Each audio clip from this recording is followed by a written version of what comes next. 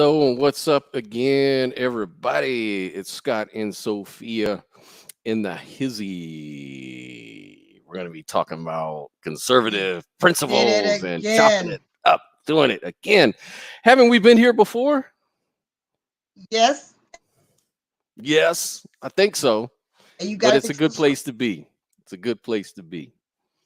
Um, it's where we get to talk about any and anything we want to talk about with whoever. Are we going to get any liberal callers in? Because we like to, have that discussion. We like to make liberals cry. No, I'm just kidding. Let me stop. You gonna Oh start? boy, You starting stuff? I know. You know me. I'm just a butthole. All right. All right. So how you been, Sophia? Catch us up on the latest. What's been going on with you?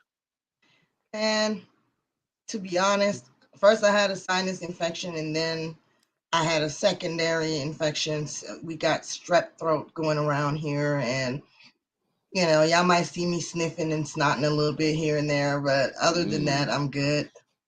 Got the whole okay. back to school frenzy going on, and been kind of caught up doing that because all my kids are in three different schools, so you can kind of imagine how that went. So Mm-hmm.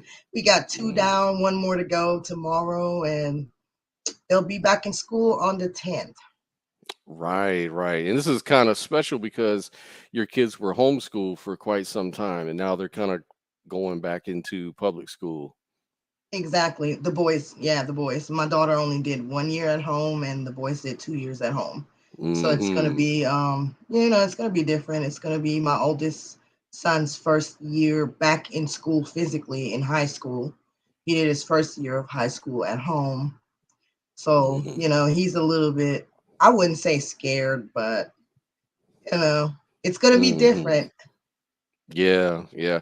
Man, I used to be hating school when I was a kid. I really did. I was never really into public school. I was like so well, then again, my background, because I traveled around as a kid, moving to new neighborhoods and new cities and meeting Right. all kinds of kids. So for me, it was a freaking nightmare, anyways. I actually liked school growing up, but I guess it's different from the United States. Not we have Hmm. our teachers were really strict, and we did a lot of field trips and stuff like that, and I learned, Because you went to school in Germany, yeah. yeah. But I liked school. I cut class one time, and I felt guilty the whole entire day. And I was like, I'm never doing this shit again. I feel like crap. And if it comes out, I'm gonna be toast. So yeah, everybody was laughing at me and stuff like because I didn't have the balls to cut class, but I did it once. I hear you. Um, you know, and it seems like school today is just, or really, as far as I can remember, school has just never been geared towards really learning um about life and about the things that really matter. At least that's how it seems. It seems like they kind of gear you up to just be a good citizen, more or less, because you're really remembering, at least in America, you're just remembering facts and you forget them the next day. It's just good enough to pass the test, you know, and seems like there should be a better way, but that's a whole other topic. Speaking of which, Yeah. um, there's a few like videos that we wanted to go over. Some of it was about some things we were never really taught in school, which isn't a big surprise at all. And so, again, hearing, about the writings of Thomas Sowell and how it relates to history is really fascinating.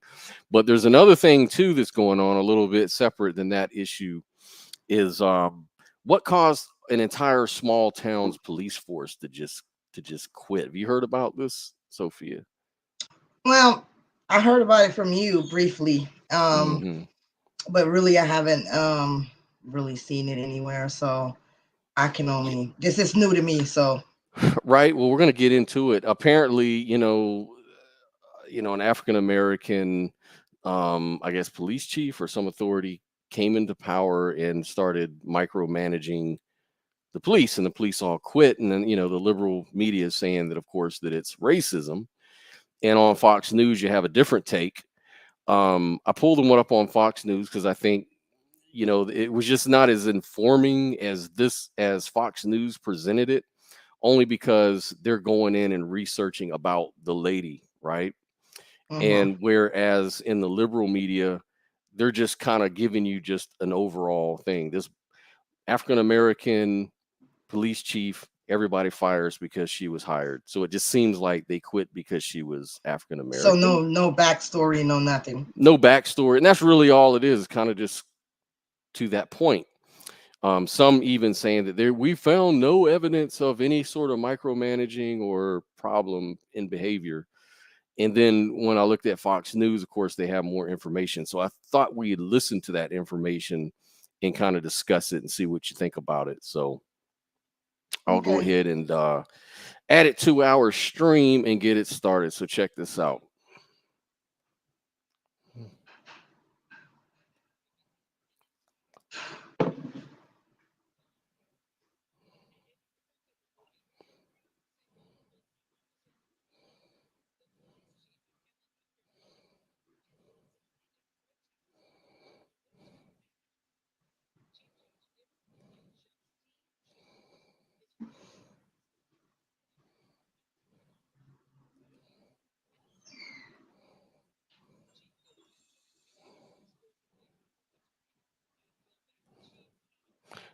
Hold on one second. I was actually sharing the wrong screen. So let's try this one more time. Hold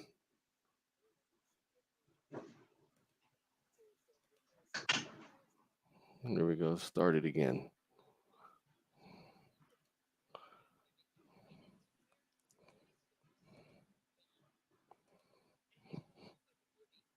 Single full-time officer, including the police chief of Kenly, North Carolina, has resigned in protest of a new town manager.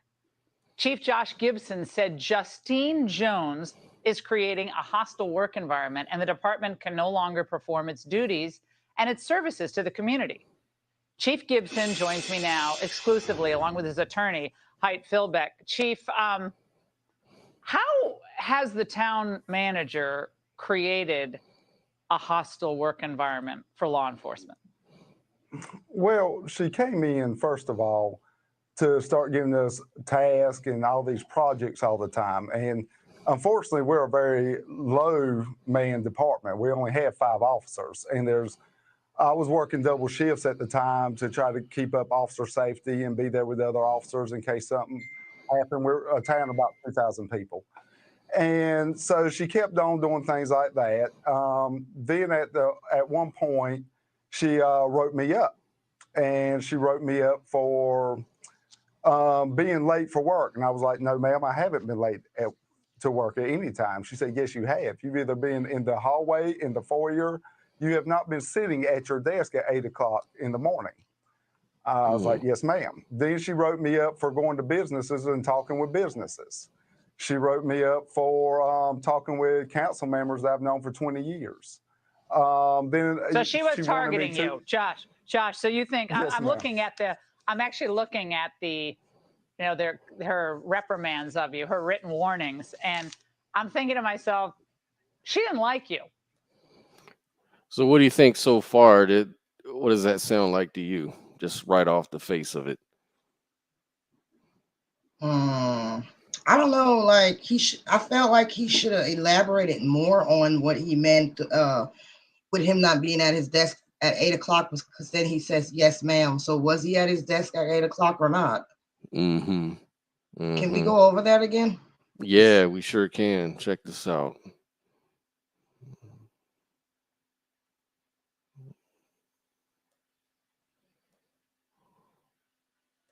Desk at 8 o'clock in the morning. If you've either been in the hallway, in the foyer, let's go back. You have not been. At one point, she wrote me up, and she wrote me up for being late for work. And I was like, no, ma'am, I haven't been late to work at any time. She said, yes, you have. You've either been in the hallway, in the foyer. You have not been sitting at your desk at 8 o'clock in the morning. I was like, yes, ma'am. Then she wrote me up for going to businesses and talking with businesses. She wrote me up for talking with council members that I've known for 20 years. Then So she was wanted me targeting to. you, Josh. Josh, so you think? Okay, so I get it now. I'm guessing, like, why would he be at his desk?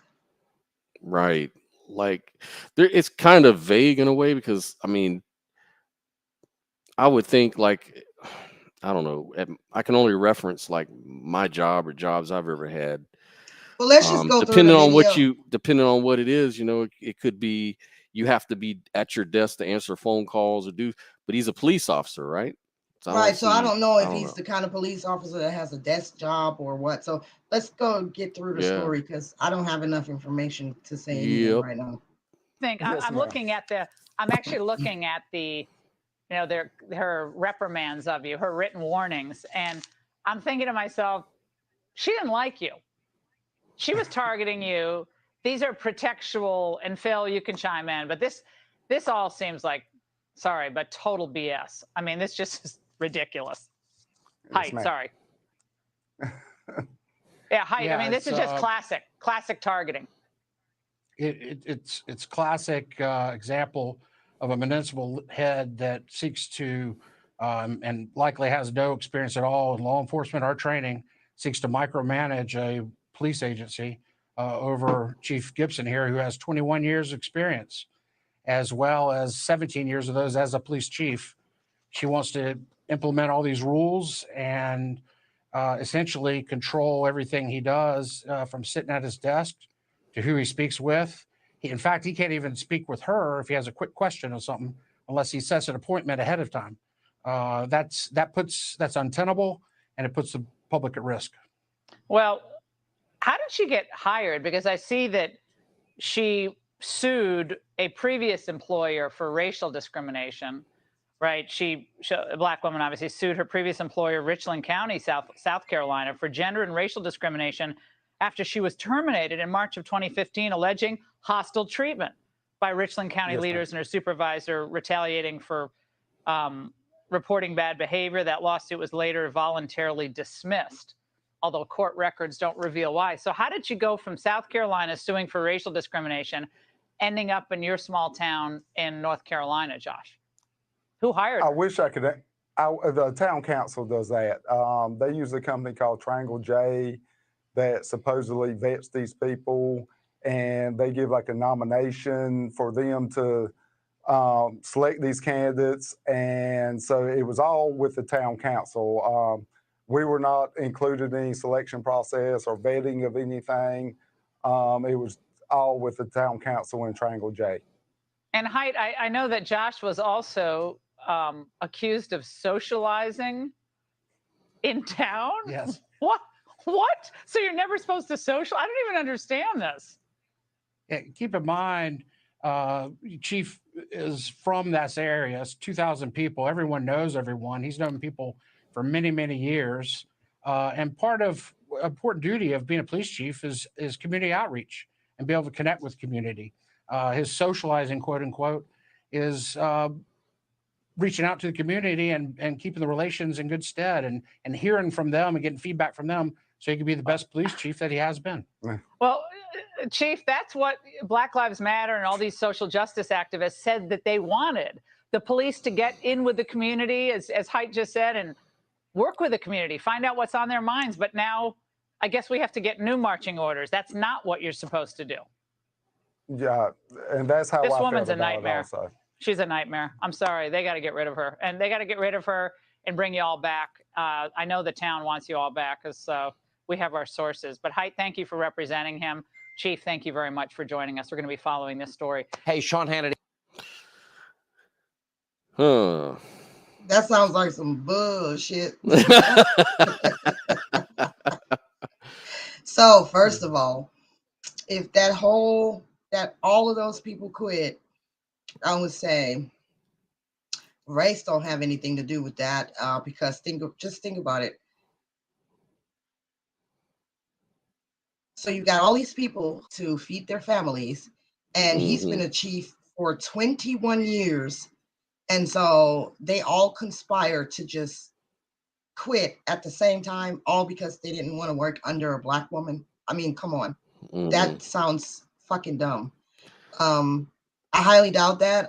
It does sound like she was just, one of those managers that comes in and wants to, like he said, micromanage everything and just goes overboard with it to the point where you can't even do your damn job and just wants to come in there and change everything.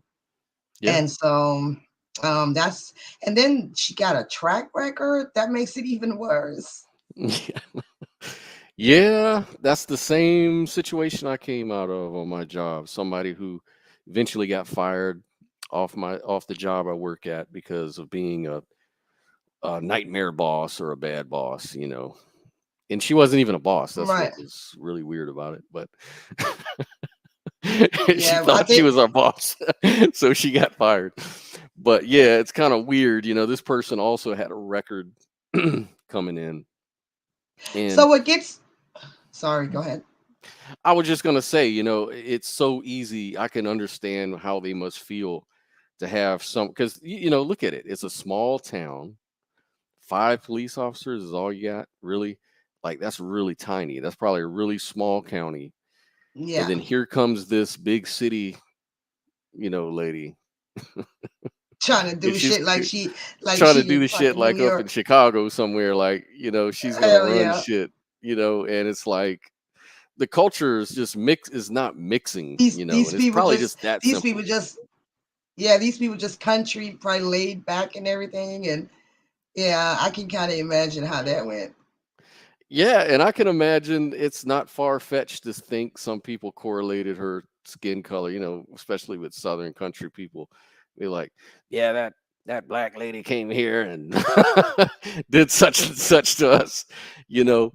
But I don't think that's why they would do what they did, because she was. I think if she came in there with a good attitude Yeah, and kind of tried to understand the culture she was coming into, and kind of bent and showed the team that she's a team player too.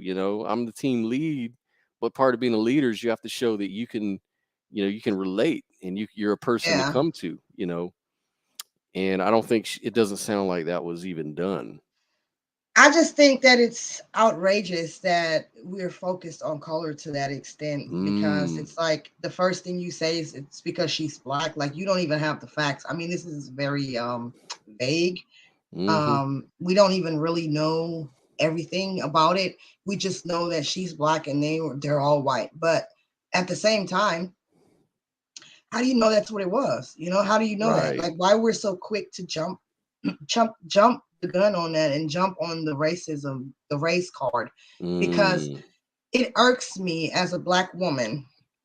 It irks me to hear this type of stuff because, first of all, it's like people act as if there are no black leaders, as if there are no black people in leadership positions or with good jobs or whatever. I mean, it's 2022. You're gonna see black managers, black doctors, black this, black that. So at Hmm. this point, and I don't think anybody feel like, oh, I'm not going to work for this person because they're black. Oh no, it's that this person did this and that because they're black. I mean, I don't see that, and I'm in a red state in a country town, and I see nothing but black people that are employed with good jobs and high-ranking positions. We have a police force here too, and there's a lot of black police officers and stuff like that. You know what I'm saying? Like, you making it sound like it's something brand new, as if black people don't have good positions anywhere. And when you make it sound like that, it makes me mad, as if that Yeah. was a new thing. Yeah. Yeah. It's like, there's enough, there's real racism, and then there's made up imaginary shit.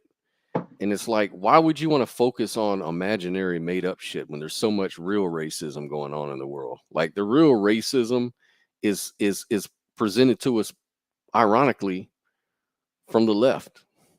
Like, that's where the real racism is. Like, the racism is in actually holding black people down, Yeah, because this hurts us which more. This hurts yeah. us more than anything, because now you making everybody hate us again, and we done made so much progress. I compare this to what's happening with the LGBT community. Now, I have some gay friends, and I've heard from a lot of different gay people that they're just opposed to this whole LGBT trans agenda and all of that because they feel the same way. They feel like, okay, we made all this progress, you know, to get gay rights, gay marriage, all this other stuff. And then here comes this crew of weirdos. I'm sorry, Mm-hmm. but oh well, they're weirdos. Mm-hmm. Let's face it. How dare you? And demanding this and demanding that and lumping themselves in with the LGBT community.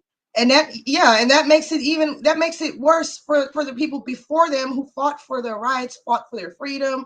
And now Mm-hmm. everybody's gonna hate the whole LGBT community because of these few activists who are pushing this nonsense. And that's the same with Black people. You got these liberals who are pushing victim mentality and making it seem like all of us Black people are out here bitching, complaining, suing the shit out of people and doing all of this, and we're not really doing that shit, but now it's gonna go buzz, you know what I'm saying? We made all this progress for nothing. So now I don't need that. I really don't. That's not Yeah, supporting me in any kind of way. that's them projecting what they want the world to be like. They want to imagine all Black people up in arms and complaining and suing and overactive and proactively fighting the man, like every Black person in the world. That's what they're Right. actively So doing at now, every moment. So it's like right. when the real thing is, I think most people share conservative principles at heart, because most people, whether you're Black or white or whatever, you understand that nothing's going to get done unless I get up and do something about it, and Right. I think Black people know that better than anybody, in fact. So I think that Black people in that way are very strong. They're the people you see working 2 and 3 jobs and doing jobs that white people will not do, because a lot of white people, I'm afraid, are very, very lazy. And I don't mean to sound racist. Nah, I mean, I don't agree. as a With that culture, though. I think this young generation, we were talking about it the other day, my brother. But I don't agree with that, sir. I have to cut you off on that one because I I mean, understand. It's cool. generally speaking, white people are not lazy. I mean, there's no such thing as a particular race being lazy. I mean, Yeah. No, yeah. if you're gonna say the younger generation, but Let me that's clarify. That's what I meant to say, is that these days, because there was a time when, you know, like my dad used to work 2 and 3 jobs when he had to, like, and he's white, right? and he's white. Exactly. And so it really has nothing to do. What I mean to say, probably a better way to put it, is today's generation that encompass mainly white kids, because that's mainly the kids that are in the United States of America, are growing up as these little spoiled, um, lazy kids. I'm just calling it the way How? I see it. I might be wrong. I know I'm gonna hear a lot of bad comments about that or whatever, but that's just my experience and what I see.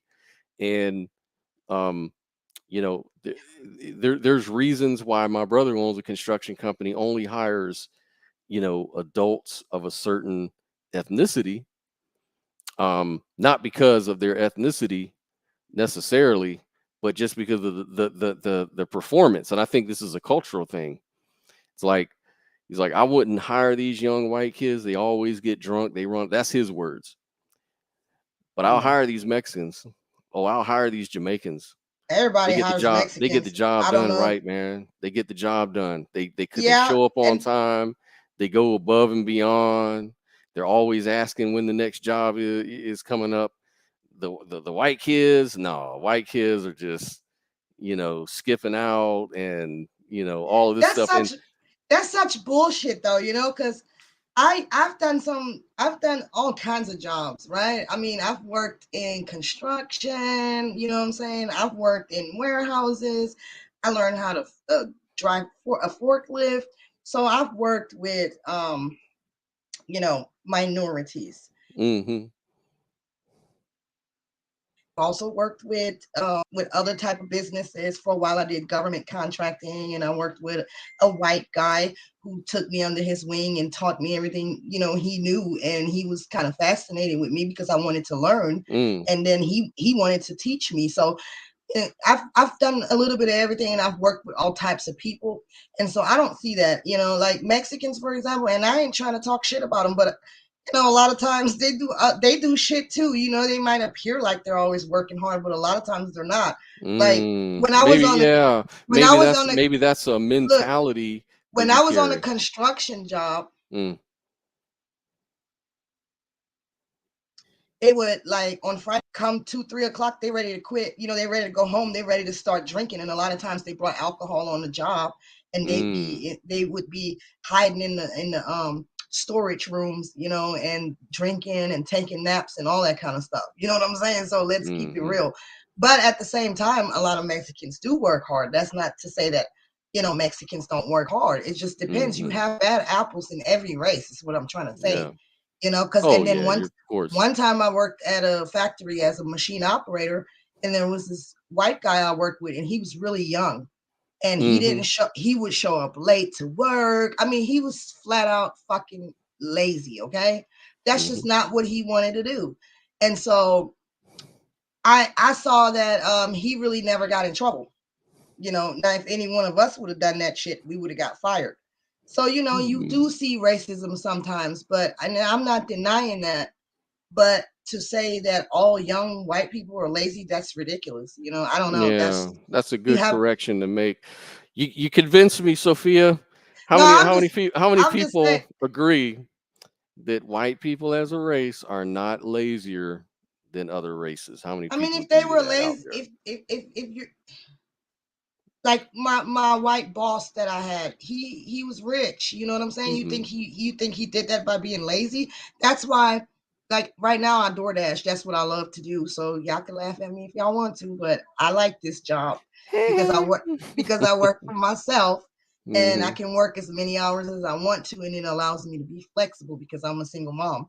Mhm. But with that being said, oh man, I lost my point. Fuck it. Damn. I'm trying to do. Them I'm trying Woodstock to. days are catching up, huh? Yeah, for real. Hey, they catch up with me all the time. Now My my head my is wood all congested still from this crap. Yeah, poor I know, No, that but for real, sucks. I don't think that's true. I think there's overall, I think there's bad apples in every race, and I don't think we can say that like that. That's But right. I agree. Well, look, speaking of racism and how, oh, white people. I remember it now. Okay, go Sorry, ahead. Go ahead. shit. I'm so thrown off today, man. Yeah, I apologize. That's No, funny. I remember it now though. Like the point I was making earlier, when I DoorDash, I never get tips from blacks. And I mean that's just the reality of it. Y'all can get mad at me if y'all want to, but I never get tips. And then Okay. people be like, well, maybe they don't have that much money. But I'm like, first of all, that's a lie because some of these people I deliver to are my neighbors, and I know they got money because they drive fucking nicer cars than me. You know what I'm saying? So if you got money to order out, because that's already expensive as it is, it's really a Hmm. luxury to order out because it costs way more. I mean, But people isn't who that a stereotype? Like, blacks don't tip. That's like a right, common what stereotype. it's not a stereotype. It's fucking reality. Like I, You just got I, done telling me, Sophia. I do this Don't shit be though. doing that. But I do this shit. I already know. When I get an order and I see the area it's from, I can literally foretell what my tip is gonna look like. You know what I'm Well, saying? see, that's exactly what I'm talking about. So, like from my brother's That perspective, ain't the and same he's a though. black guy. He's a black guy. But wait, that ain't the same because the other He point I wanted to make was that when I get tipped, all my tips from white people, and Mexicans tip too. They just tip a little less than white people, but That's what I'm saying. white people tip though. And so my thing is, they see me Yeah, I like how you present yourself. I like that you're so professional, and they literally appreciate the hustle. You know what I'm saying? Like a lot of them been there before. They started off doing Hmm. things like that before they built their big businesses and stuff, and they appreciate the service, so they want to tip you for it. You know, they're like, here, man, take this $20, man. You know, you out here doing this while it's 100 degrees, man. I commit. You know, they like to see how somebody is applying themselves because it's like they can relate to it. You know, not And see, you I know what I'm think saying? that this goes back to the freedom of speech thing. Like, we can talk about these things openly is a good thing. Like, w- people who may disagree with you here or disagree with me on mine, um, they can disagree, but at least we can talk about it without being called a racist. Like, you're not going to call Yeah. me a racist because of what I said. I'm not going to call you a racist for what you said. Black I people, I mean, never get a tip from black people. If it was a white person that said that, someone may say, "Oh, that's racist. He just being very racist." not Like, only you mean that, to and tell not me only that, all they make black people not are only this that, they way? make fun of me. You know, when I deliver into the hood, they're like, "Here's DoorDash, there's the DoorDash." You know, they're making fun of me and shit, and I'm like, For "Oh well," real? but but I'm out here making money, and you couldn't even tip me $1. So who you gonna make? Who are you making fun of? Yourself? I don't Yeah. know. Like It's all in our whatever. experience, and this is how we experience things, and that's the paintbrush of our mentality. You know what I'm saying? It's like our experiences bring that, and you know, anyways, the same thing with the libtards, right? The libtards, man, You they can't say they that, they have libtards. We're painted, gonna get yeah. canceled. We're gonna get canceled if we keep saying I that. know you can't say that. Well, we'll let them say it themselves. I'll show you how racist they are. So I found this little video, and I'll let it speak for itself. But here we go. Think about that racism and how people view other races of people. Do you have an opinion on voter ID laws? Yeah, they're usually pretty racist and they're bad. I think voter ID laws are a way to perpetuate racism. Would you go as far as say those laws are racist? For sure. Do you think it suppresses the African American vote? Definitely. Tell us how. Because I they're less seen likely to this one. have state IDs. Minority voters are less likely to have the kinds of IDs that have been Like he think he the shit. prescribed or Yeah, listen to required. him. Like Have Sean people that Connery. live in areas with easy access to DMVs or other places where they can get identification. You can always get IDs Boy. you do over the internet. Does that also make it difficult for Black people in particular? Yeah, you have to have access to the internet. You have to be able to pay an internet Oh service wow. provider for a certain fee. You don't know how Do to you think use that's the harder for internet, Black people to Sophia. go online? Well, I feel like they don't have the knowledge of how it works. A lot of people have smartphones, All they right, don't have Becky. data. For most of the communities, they don't really know what is out there just because they're not aware or like they're not informed. I also think there's a repression of like Black voting with how if you're a convicted felon, like you're not allowed to vote and everything. And when you look Damn, at we're all some states like convicted Florida, felons. Wow. a huge population of the like African Americans. The African Now here in East Americans. Harlem to ask Black people their thoughts on what you just heard. Do you have ID normally? You carry ID around? Yes, I have state ID. Do you carry ID? Yes, I do. Do you know any Black person who doesn't carry ID? No. Everyone that I know has an ID. Why would they think we don't have ID? That's a lie. You have ID? The That's a devil is lie. a My lie. friends have their IDs. Hold on, We I know gotta what we see need that to carry again. around. Everybody that I know have ID. Like that's one of the things you Oh, need that to was walk. funny, No has man. ID. Why would they think we don't have ID? That's a lie. Why would you say that? You have ID? Yes. Because I have my ID and my friends have their ID. So like we know what we need to carry around. Everybody that I know have ID. Like that's one of the things you need to walk around with New York with ID. Do you know any Black adult who does not have ID? No, I don't. Is it a weird thing to even say that? Yes, it is. What is this? Some type of trick candy camera? I know, right? That's the only thing I brought with me. Those are legit IDs. I heard a lot also that Black people can't figure out how to get to the DMV. Really? What does that say to you? I know it's that on 25th Street. Do you know where the DMV is around you? It's on 125th Street and 3rd Avenue, I believe. You know where to get there? Yeah. Would you have a problem getting there if you have to get there? No.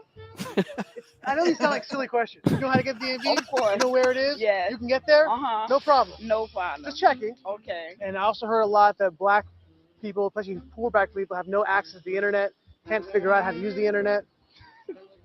That's just stupidity, honestly. Everybody has access to the internet. Even a little kid can figure out how to work the internet. I had access to the internet for years. You know how to use it properly, right? Exactly. I do it at work. So, of course, I know how to use it. My kids know how to use it. They all have iPads, iPods, whatever. Your phone has data? Mm-hmm. You can access the internet Unlimited. with unlimited data. Mm-hmm. I use my phone as a hotspot. What does that say to you for the people who have this perception of life? They're pretty much ignorant. That's my thought process on it. I just think that's ignorant. Ignorant. Ignorant. That's the Very, word I hear very a lot. ignorant. Ignorant. Very, very ignorant. Does it sound racist for somebody to say that? I think it is a little racist because, you know, you're putting people in a category and you have no idea what you're talking about. Maybe a little bit of racist in it, but like I said, I think it's more stupidity and ignorance. You judging somebody, like, but you judging them because they black, saying that they don't got it. People are they talking to? Who are these people talking to? Do you have a problem that if you go to vote and they say, "Can we please see your ID to make sure you are who you say you are"? Are you Love cool? showing my ID. You got no problem with that? Nope. Would you have a problem if when you go to vote, if they say, "Can we please just see your ID to make sure you are who you say you are"? Do you have an issue with that? No. Would you have a problem if there was a rule where you have to show your ID in order to vote? I don't think so. No. Would you have an issue if there was a rule saying you got to show your ID before you vote? Nah. You cool with that? Yeah. Dr. Bob. Dr. Bob. Dr. That's Bob fucking got funny. the facts, man. Yeah, that's crazy as hell. That's how they really feel about us. They think we're fucking stupid. But I still will say that most of the time black people don't tip. They just don't. And that doesn't mean they don't have it either. They just don't tip. Yeah, right. Come on, black people. Man, y'all need to start tipping more, man. That's some bullshit. That's our message, man. Give a damn tip. Shit. No, but for real, that is sad. That is very, very sad. And like I agree with the guy that it's not really racism. I think it's more so ignorance. It's ignorance. I debate that though. I debate that because you remember we're talking about lawmakers. Talking about Yeah, people who but are you got to very think about it. educated. You got to think about it. Though. Most people, all right, they go by what they see on TV, on the media. And so if things are portrayed in a certain way, you know, that's what people believe. I was just talking to a friend about that, Jason, actually, because a lot of times people who vote, they don't really even know what's going on out here, you know, like in the real world. Oh yeah. So a Like lot of I people, don't think the black people that he interviewed, maybe if they were familiar with the voting, they'd think different. Like maybe if they understood what it's supposed to be about, they'd be like, oh yeah, but you know, it's because they're trying to fight racism, you know, and then they'd be more for it, maybe, because that's how the media brainwashes people. It gets because you see people believing in all kinds of idiotic stuff that normally, if you ask them without being exposed, like these guys were, it was like, oh yeah, I don't see a problem with it. Expose them to right, CNN for an hour, and then they'll be like, oh yeah, we need that shit.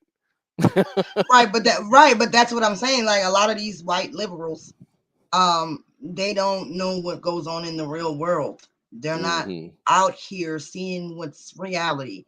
And so the rest of the people who consider themselves liberal and say that all this racism is going on, they're getting it from the media, but that's not really what's happening. That's why I appreciate videos like that, because that man went out there in the street and he interviewed these people to see if that's even happening out here. And that's not happening. Here's another thought about that. It seems like a politician who was aligning themselves with something like voter ID laws, like say a Democrat who was running for public office, if they endorsed, doesn't it make them look sort of virtuous? Like it's kind of like a sign of virtue signaling to say, I'm for voter ID laws so that we can stop people from checking black people at the door for their ID and stuff like that. You know, I'm for black people, so I'm for the voter ID, being against that. So that could be like a platform. It's created like it's just like it's sort of matrix sort of mentality where somebody behind the scenes is constructing these sort of these little non-issues.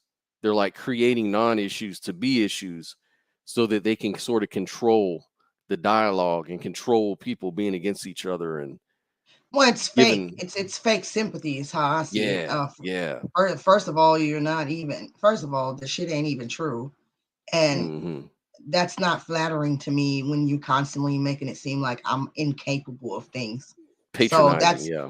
yeah. So that's why I don't understand how any black person would be okay with that type of ideology because Hmm. all that's really saying is that you're stupid, you're ignorant, you can't do this, you can't do that. Yeah, That's pretty much what they're telling us in so many ways. right. And I don't understand. I really don't understand. I don't like what the hell are you talking about? That's the dumbest Victim. shit. Yeah, that's the dumbest shit I ever heard in my whole life that we don't have IDs. Like you can't even walk down the street without your ID. Everybody knows you gotta have your ID. You know, Hmm. you Hmm. can't you gotta have your identification whenever Right. you're out in public. So it's the first thing you bring, you know? Like what the fuck? I mean, Like, there's real racism, and then there's this kind of crap that's just created out of nowhere to yeah, sort of that's paint this bullshit. picture of the world, like it's creating this negative view of the community. It's like it's us against them, man. It's us against them. You got to align with us because we're for you, man. We're trying to look out for you, buddy. We're trying to protect you from these racist laws that they're trying to pass on you. Like you have to show your ID. We all know you don't carry your ID with you, man, because you're black. That's what black people do, That's man. fucked They're not up. prepared. You guys are never prepared. You don't know shit about the internet. We all know that. Okay, so we got That's to protect you from these motherfuckers. They're gonna come in and make you have to know shit. You know, that's crazy. Yeah, that's really how it is though. I mean, that's it right they there. got to be creating that shit. This is some creative shit. This is like some shit some guys manufactured. Like, and it couldn't. And I'm Yeah, not saying it's the government. I'm not saying it's it's they do manufactured all by libtards, people no, that are on it's social media. manufactured by politicians. And then that you said it right the first time. It's not the Hmm. people doing this; it's the politicians or Yeah. the advocates that represent this That's what I'm saying, the ideology. advocates. Yeah, because you see Yeah. these groups like BLM or these groups like Antifa, Hmm. they endorse this kind of thinking.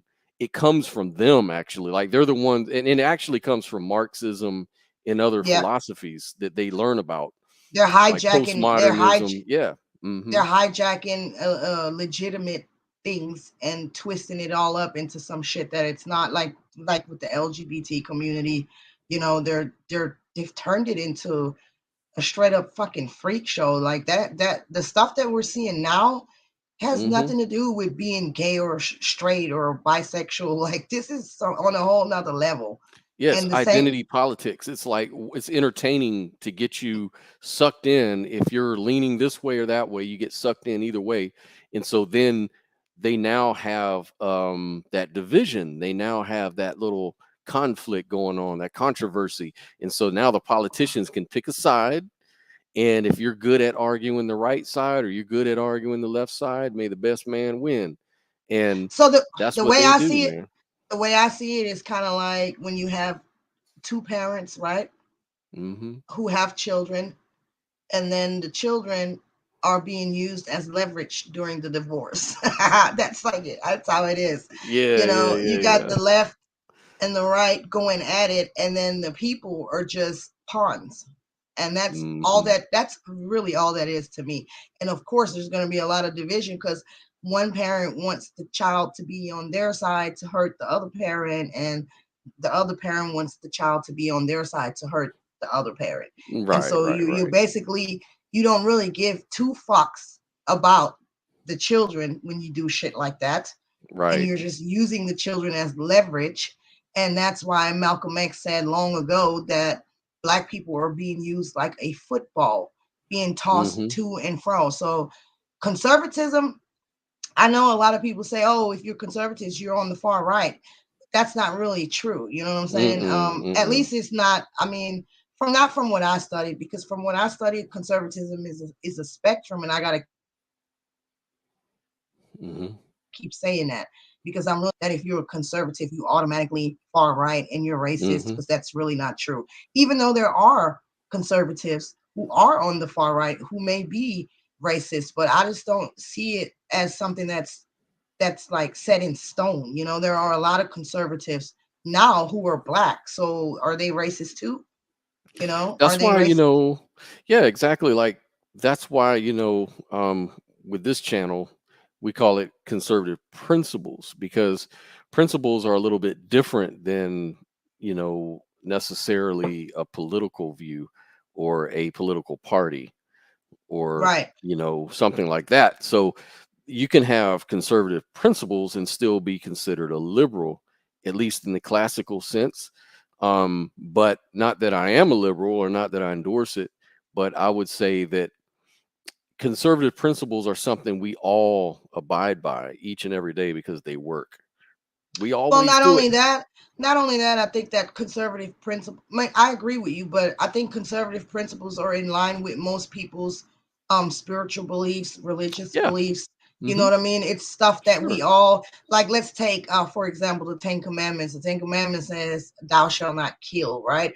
And I'm like, okay, we can all agree on that. So that's a conservative principle, or anything like that, anything that's just like a no-brainer, you know what I'm saying? Like that's just stuff that we've been doing forever, and like you said, it works. And in my personal view, this is just a personal, viewpoint.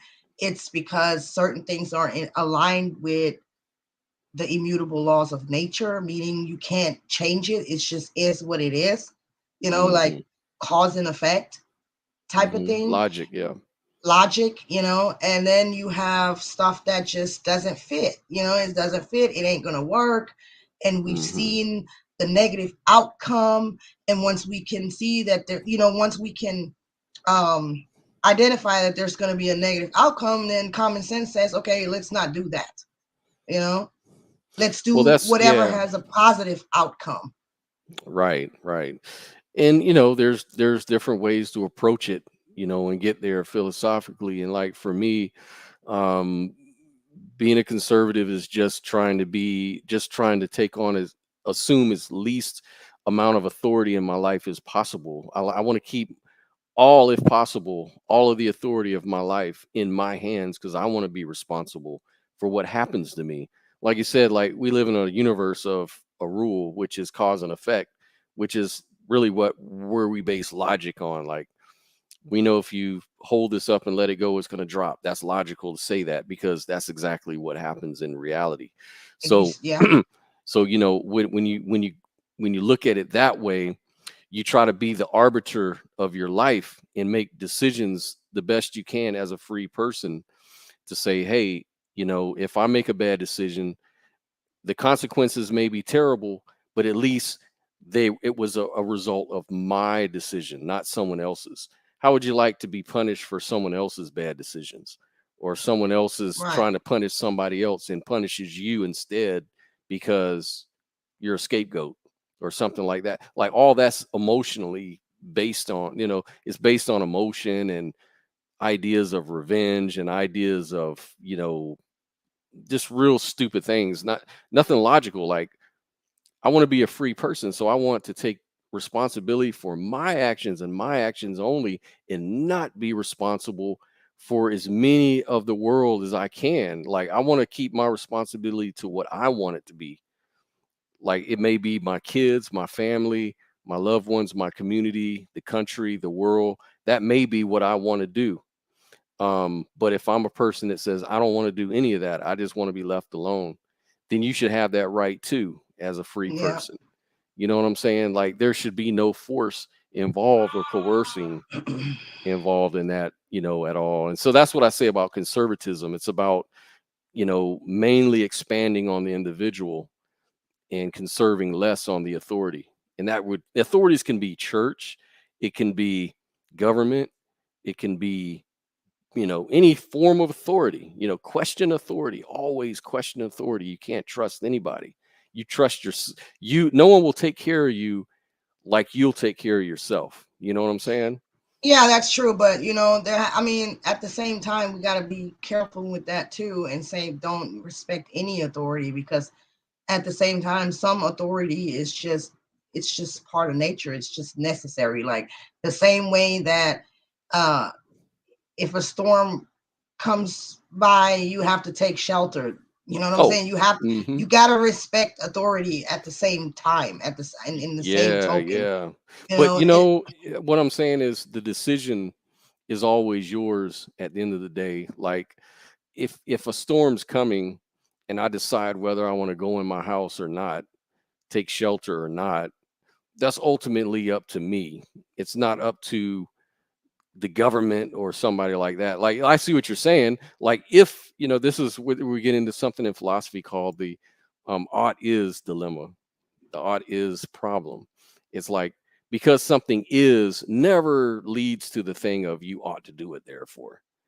Because at right. the end of the day, there could be reasons why you wouldn't want to do it. Like I say, you ought not ever kill. But what if somebody was trying to kill your family and the Well, only that's way to different. protect them? That's There's a different, right? there's a difference Exactly. between murder and killing, because Right. murder is premeditated. Exactly. It's a legal term. So that lets you know that you can never derive an ought from an is necessarily, or at least it's a big problem in philosophy. But that's what it is, man. It's like you can't. Who's to say that I can't do with my body what I want as long as it's not hurting another person? If it's hurting another person, then you have the principle of self-defense, and that's even in the Constitution. I can swing my arm around as hard as I want as long as I don't hit nobody's nose with it. Right, but You know that what I'm also saying? goes, that's also tricky. That's also a slippery slope, because I mean, you could be a drunk ass motherfucker and end up doing something crazy because you're too damn drunk. I Well, yeah, mean, yeah. Mm, regulations are there for a reason, yep. and Oh, yeah. let's not pretend like regulations shouldn't exist at all, because regulations exist in nature, period. Well, And yeah, like that. What you're referring to now is the guy swinging his arm and hitting everybody in the face. So somebody who is just out of control and not following limits is going to be out I'm of gonna say control and that it's going to the be left is gonna protected. But the left is going to say just that. They're going to say, well, I could drink as much as I want to. It's just hurting me. No, the fuck it doesn't. And sometimes it just doesn't just hurt you. That was my only point. I Oh, agree with yeah, yeah, yeah. I see I what you agree mean. with what you're saying, but I'm trying to, I can already hear How the left they how reasons they it would out, like yeah, gun how they control. Guns, the same thing. yeah.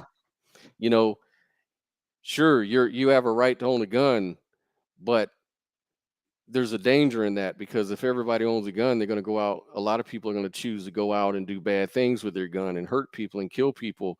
So, but the thing is, if we really use conservative principles, we narrow it down to like who is actually responsible for doing a bad deed with a weapon.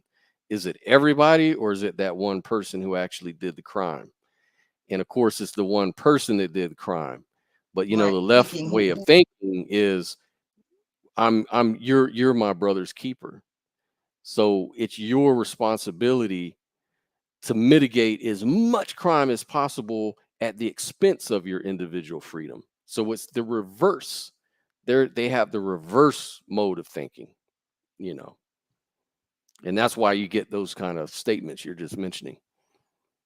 Sorry, Oh, yeah. it was getting choppy. Mm, Sorry, can you hear me? yeah.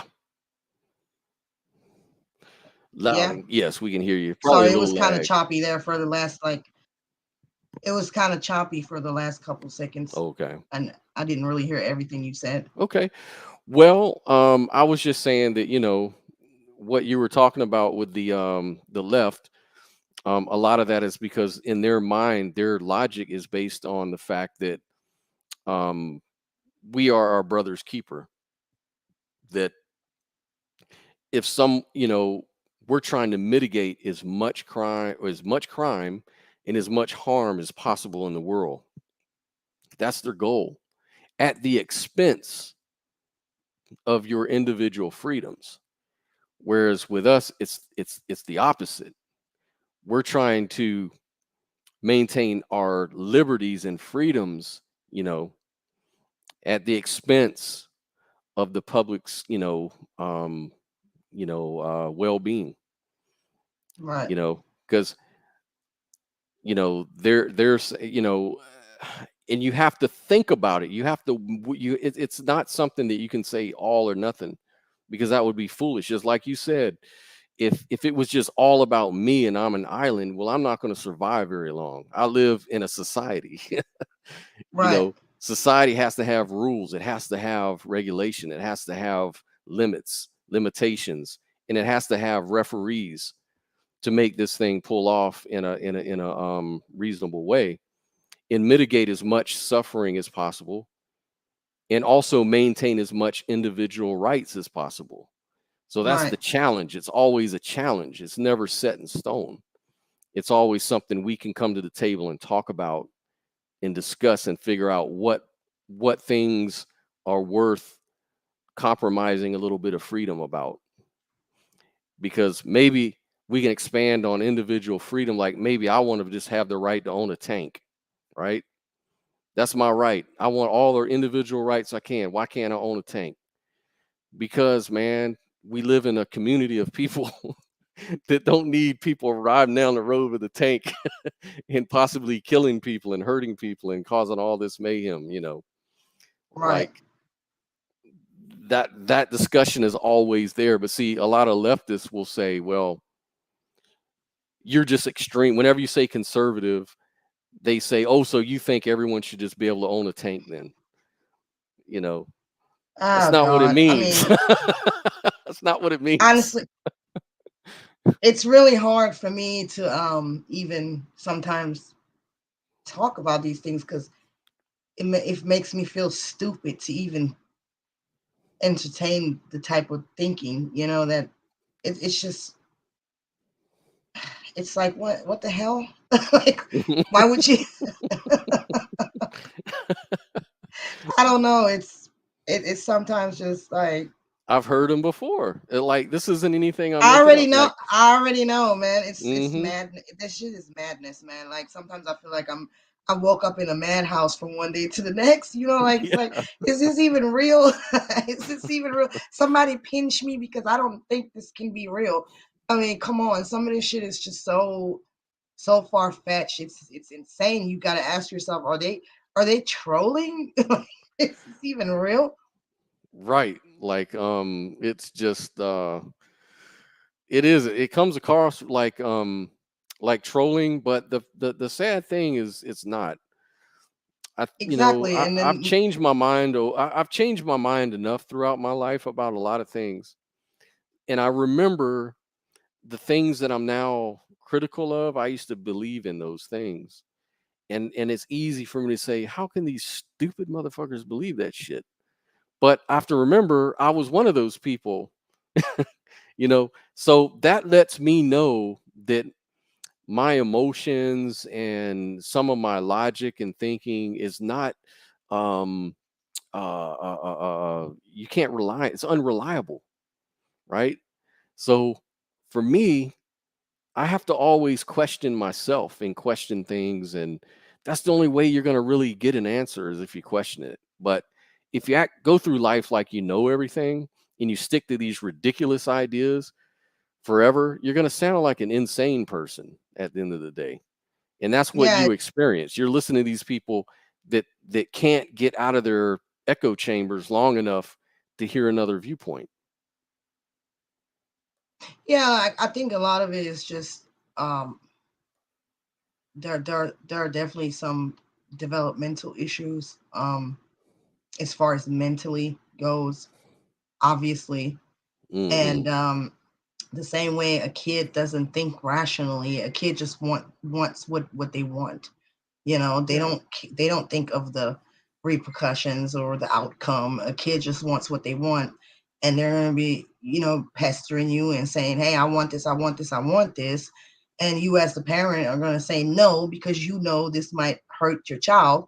And that's kind of how it feels like with these liberals. Everything that they Mm. want, it just appeals to their desires. It's all about desire. It's all about what's between my legs. It's all about, being rebellious with no cause. It's just typical childishness. But what makes it so scary, I want to say, is that these are adults, and so I would equate that to a narcissist, like a child stuck in a grown man body. I mean, yeah, you thinking childish, and I can't even take you serious, but then I have to take you serious because you're in a grown man's body or a grown woman's body, and you're capable of doing what a grown person can do as far as physically goes. So now I gotta take you serious. It's They like can vote. Yeah. it's like having a threat in front of me now, because and that's really what a sociopath is, if you ask me. Oh yeah. So when it comes down to the psychology of it, it's like you're dealing with a bunch of sociopaths or whatever, narcissists. I don't really know what's the exact difference between psychopath, sociopath, and narcissist, but they're all kind of related and overlap. But somewhere in that spectrum is how I would describe the psychological thinking of these people. And Oh yeah. so in general, and so at least with when it comes to the things that we're discussing right now, and it's like really I really don't have anything to discuss with people like that. I don't, and Yeah. I don't care if they call me a bigot. I don't care if they call me a homophobe. I don't care. I really don't care. I mean, I'm not gonna sit here and even Well, it's gotten to the point where people on both sides just all they can do is lob insults at one another. There's no real dialogue. There's no real discussion to move the conversation forward. Like, if I I wouldn't really even want say to, I can't even say both sides, because unfortunately, I mean, unfortunately, the truth is the truth. It's the left that has no arguments. They over hmm here with the pseudoscience, with the fucking made up scenarios, hmm the fabricated sexual revolution, all kinds of shit. Like when you give them facts, they don't want to hear it. Talking about, oh, it's because of this and science says that. Like since when? Since yeah, when? You know what I'm saying? yeah, That was never scientific, and it ain't scientific. I don't care. hmm I don't care. Like it's really more. I don't care what they it's think of mainly me. touchy feely. That's the thing about the left is they're all about touchy feely, That's what I was and saying. Everything they argue is all based on their own human desires, whether it's hmm emotional desires, sexual desires. They just feel like we should be able to do what the fuck we want to do in society, and that's really not freedom when it's harming everybody else. And that's the whole point.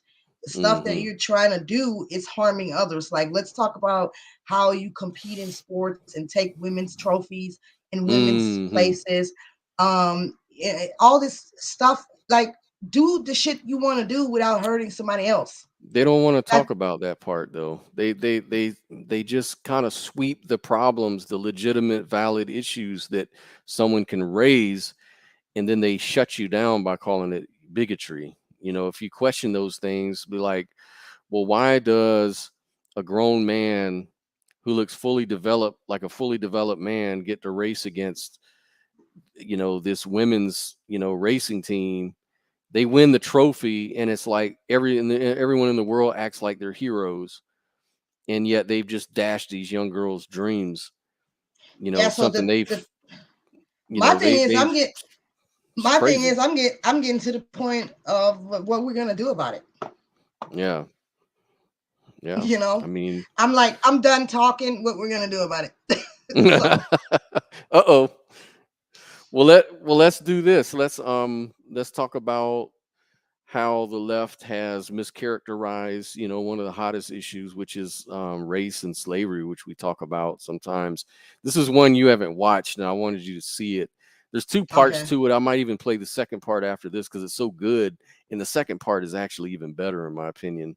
But okay, you need to start with the first one anyway. So I just wanted to give you a taste of this. This is really good. The okay. instrumental use of the history of slavery today also underlies the claim that slavery grew out of racism. For most of its long history, which includes most of the history of the human race, slavery was largely not the enslavement of racially different people, for the simple reason that only in recent centuries has either the technology or the wealth existed to go to another continent to get slaves and transport them en masse across an ocean. People were enslaved because they were vulnerable, not because of how they looked. The peoples of the Balkans were enslaved by fellow Europeans, as well as by the peoples of the Middle East, for at least 6 centuries before the first African was brought to the Western Hemisphere. Before the modern era, by and large, Europeans enslaved other Europeans, Asians enslaved other Asians, Africans enslaved other Africans, and the indigenous peoples of the Western Hemisphere enslaved other indigenous peoples of the Western Hemisphere. Slavery was not based on race, much less on theories about race. Only relatively late in history did enslavement across racial lines occur on such a scale as to promote an ideology of racism that outlasted the institution of slavery itself. Wherever a separate people were enslaved, they were disdained or despised, whether they were different by country, religion, caste, race, or tribe. In East Africa, the Maasai were feared slave raiders, and other African tribes, either alone or in conjunction with Arabs, enslaved their more vulnerable neighbors. As late as 1891, it was reported that Manyuema slavers had demoralized surrounding tribes, destroying crops, and famine reigned everywhere. Even in the early 20th century, Abyssinians were still raiding other Africans and carrying off slaves. It was 1922 before the British had gained sufficient control in Tanganyika to stamp out slavery there. Arabs were the leading slave raiders in East Africa, ranging over an area larger than all of Europe. The total number of slaves exported from East Africa during the 19th century has been estimated to be at least 2 million. The form in which the story of slavery has reached most people today has been along the lines of the best-selling book and widely watched television miniseries Roots by Alex Haley. Challenged on the historical accuracy of Roots, Haley said, "I tried to give my people a myth to live by." This instrumental use of history, or purported history, is open to the same objections as other instrumental myth-making. So the fun thing with the serpent is, how does a serpent talk? And not only that, but why is the serpent's punishment? Despite the impression created by Roots, during the era of the massive slave trade from West Africa, a white man was more likely to catch malaria in Africa than to catch slaves himself. The average life expectancy of a white man in the interior of sub-Saharan Africa at that time was less than 1 year. By and large, men from Europe or the Western Hemisphere came to the coasts of Africa, bought their slaves, and left as soon as possible. Even so, the death rates among the white crews of the ships carrying slaves to the Western Hemisphere were as high as the death rates among the slaves themselves. It was only much later, after quinine and other medical measures enabled Europeans to survive where there were tropical diseases, was it possible for them to invade Africa in force and establish empires there. But by then, the Atlantic slave trade had already been ended. During the era of that trade, Africa was largely ruled by Africans, who established the conditions under which slave sales took place. The crew of a slave ship was in no position to defy African rulers and their armies by going out across the land and capturing people willy-nilly. The stronger African peoples captured and enslaved the weaker peoples. The same pattern found over the centuries in Europe, Asia, the Western Hemisphere, and Polynesia. In Nyasaland, the Ngoni and Yao swaggered over and terrorized other tribes. In Uganda, the Baganda made life miserable for their neighbors. And the Nyoro and Hima of Anko enslaved Toro women and children. The Tutsi dominated the Hutu in Rwanda, the Maasai lorded it over the Kikuyu and Kamba, and the latter, in turn, held the Indorobo in a kind of serfdom. It was precisely the fact that Europeans, except for the Portuguese, seldom participated in the raids that captured and enslaved Africans that enabled most people in Europe and the Americas to remain oblivious to the traumatic experience that this was, with some Africans committing suicide to avoid capture and wives being whipped as they tried to cling to their husbands or children. Historian David Breon Davis pointed out that Europeans had little contact with the actual process of enslavement. and that as late as 1721, the Royal African Company asked its agents to investigate the modes of enslavement in the interior. Europeans typically saw only the end results, enslaved people being offered for sale on the coast. It was much the same story in the Ottoman Empire, where those who bought slaves had no idea what these slaves had been through before. The unique position of the Western world in the history, and especially the destruction of slavery, need not imply that there was unanimity within the West on this institution. In addition to whites who defended the enslavement of Africans on racial grounds, or who opposed general emancipation on social grounds, there were many whites, and even blacks, who defended slavery as a matter of self-interest as slave owners. Although most black owners of slaves in the United States were only nominal owners of members of their own families, there were thousands of other blacks in the antebellum South who were commercial slave owners, just like their white counterparts.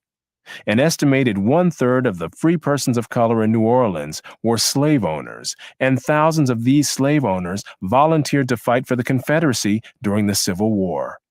Black slave owners were even more common in the Caribbean. In short, there were many defenders of slavery in the West, even in the 19th century. And outside the West, slavery was too widely accepted to require defense. No other nation ended slavery in the same way as the United States did, and few ended it after so short a struggle, as history is measured. How and why did slavery end in most of the world?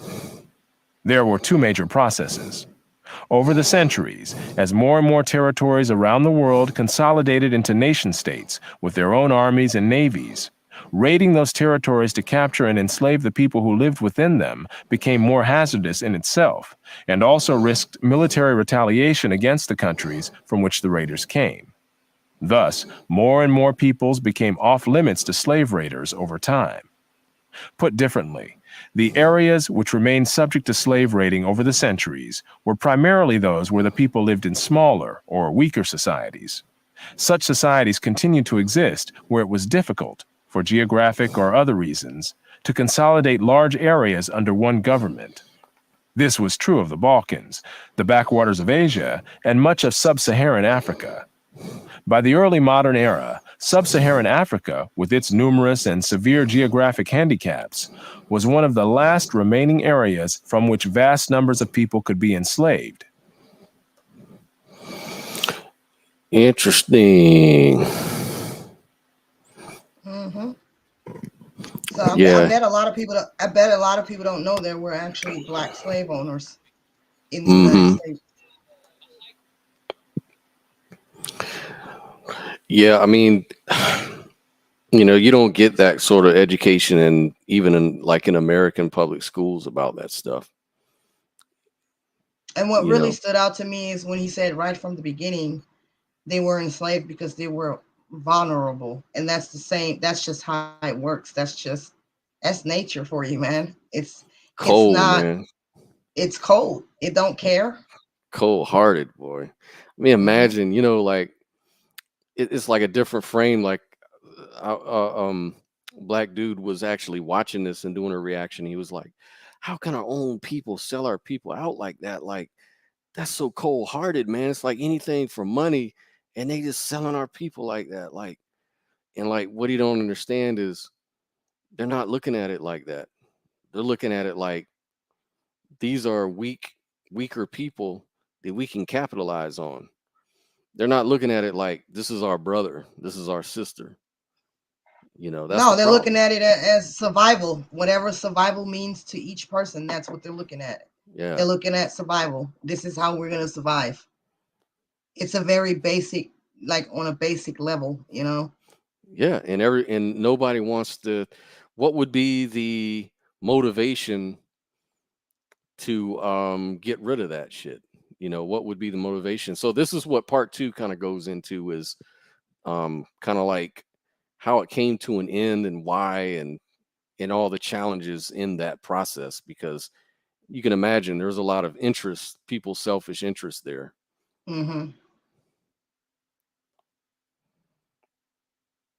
The British stamped out slavery, not only throughout the British Empire, which included 1/4 of the world, whether measured in land or people, but also by its pressures and its actions against other nations.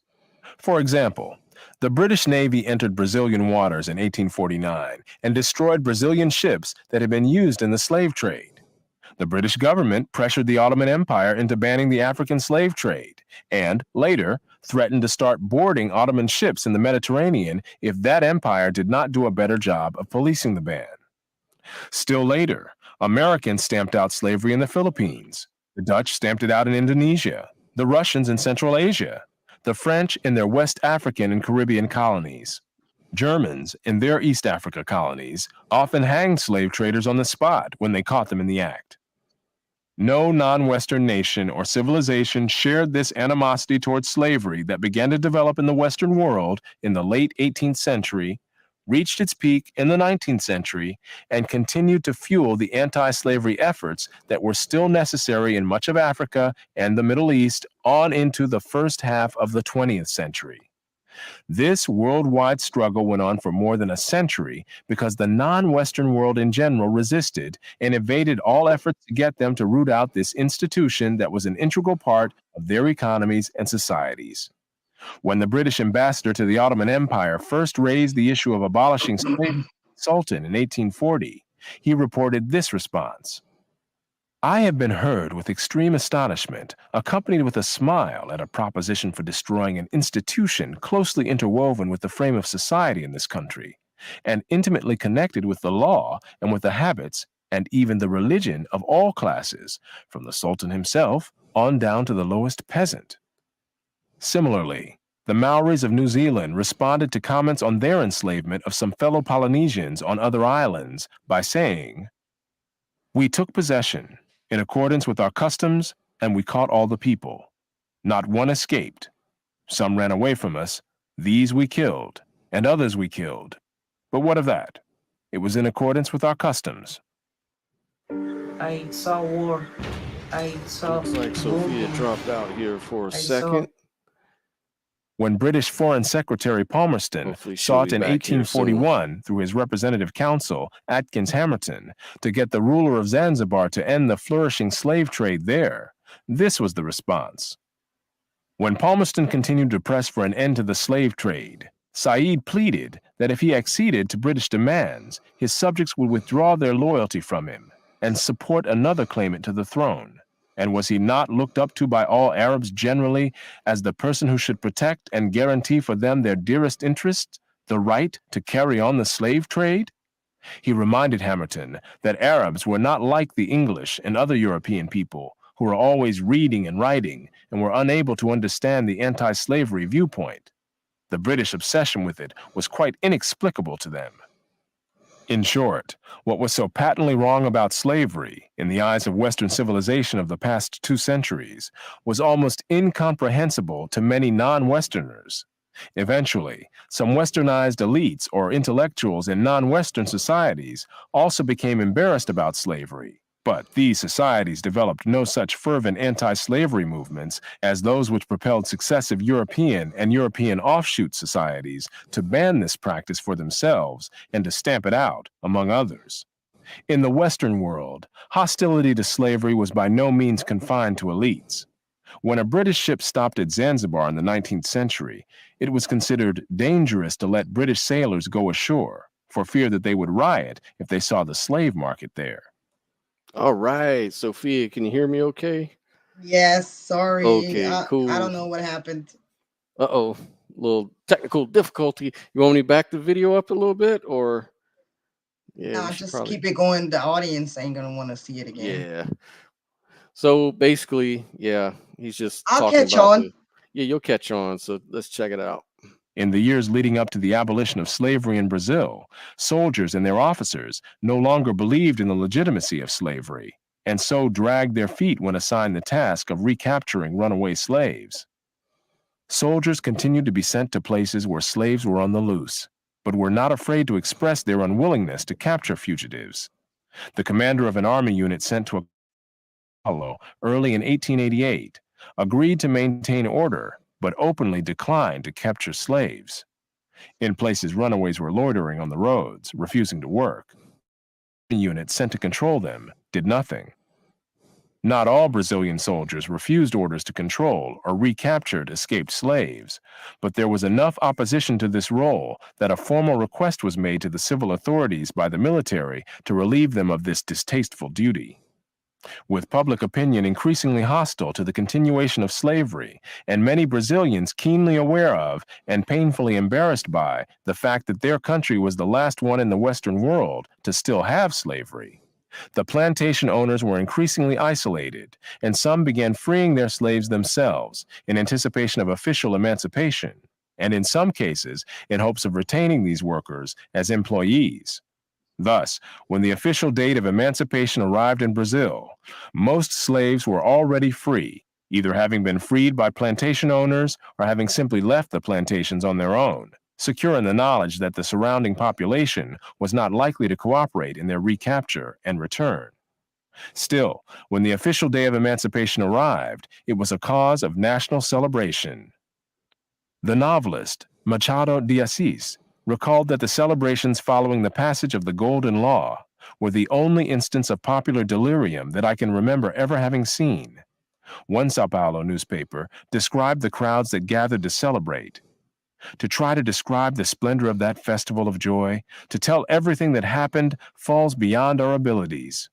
Never has this capital seen such multitudinous and unanimous enthusiasm. Perhaps at no other period of history was the contrast between the Western and the non-Western world greater.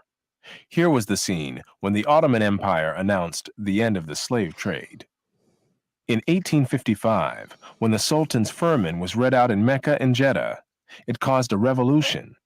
Turkish officials, including the Qadi who read the firman, were murdered, the garrison shut, and Mecca was in a state of revolt until the Porte repealed the obnoxious order. And when the Governor General of the Hejaz issued orders on 25th February 1860 forbidding the slave trade in all Turkish ports in the Red Sea, there was fear of the recurrence of the 1855 violence.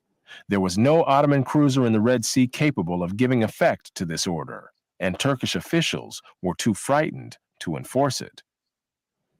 Although the slave trade was formally abolished in the Ottoman Empire, under pressure from the British government, slavery itself continued. As of 1891, the imperial palace purchased 11 slave girls for its harem, as others in the Ottoman Empire purchased women as concubines, typically white women from a region near the Caucasus and the Black Sea, known as Circassia, even though every nation in the Western world had by then outlawed slavery. Not only the Turks accepted such slavery, so did the Circassians. Mothers often groomed their daughters for this role and sold them into what was considered to be a desirable situation, at least by comparison with what was available in Circassia. British Foreign Secretary Palmerston said, "The only complaint we have ever heard from the Circassians has been against our attempts to stop the traffic." Contrary to the myths to live by, created by Alex Haley and others, Africans were by no means the innocents portrayed in Roots, baffled as to why white men were coming in and taking their people away in chains. On the contrary, the region of West Africa from which Kunta Kinte supposedly came was one of the great slave trading regions of the continent, before, during, and after the white man arrived. It was Africans who enslaved their fellow Africans, selling some of these slaves to Europeans or to Arabs and keeping others for themselves. Even at the peak of the Atlantic slave trade, Africans retained more slaves for themselves than they sent to the Western Hemisphere. Wow. So, like, none of that is really all that surprising to hear. Like, it wouldn't, like, the funny thing is, I had a discussion with a lady one time about this very thing, just talking about how Africans enslaved other Africans, and it wasn't just white people that enslaved Africans, and it happens all over the world and stuff like that. And the reaction was, oh, that's just conspiracy theory, fake news from conservative Republicans. Like, you're falling into that false lies. If you want to know the truth, watch Roots. It's like they don't research. A lot of people just don't research shit, and they just Nope. go by what they've always been told without question, and then why you're crazy enough to not go for it either. That's the You first thing know. that was done to me when I came from Germany. I was sat Mm, down and I was to watch Roots, and that's the first thing that was shown to me. Like I barely was in the country. I was really not speaking English that well yet, and the first thing my dad did is set me down and said, "This is what happened to Black people, and you need to watch this." And so I mm. got basically that was how I was introduced to the country, like literally. And of course, I had a chip on my shoulder because I was I never had seen anything like it, and I was like, "What the hell?" Like I didn't even know that, and stuff like that, Mm. and I was instantly, um, I guess you, if you want to say, brainwashed to Just feel the hacked. same Yeah, they damn hacked your way. mind. Yeah. Yeah, my dad. That's the first thing he did. That's the first thing he wanted me to know about. So yeah. Mm. And Roots is so horrifying to watch. I mean, and I mean I believed it. I'm like, okay, that's my dad. And why would he show me something like that if it's not true? It seemed real to me. So that's without doing any research, no knowing anything other than that. And then that's how I formed a lot of my opinions based on, stuff like that. And that's it, without even doing any Mm. research. And Mhm. I think a lot of people do that because it plays on your emotions, straight up. And you I want mean, to you kind of like people kind of like the certain stories to be a certain way because it's very emotional. Like there's certain people that just wanted to believe like all these little fake things that happen out in the public. Like say like two boxers set up like a rivalry. It wasn't real, or two rappers or something like that.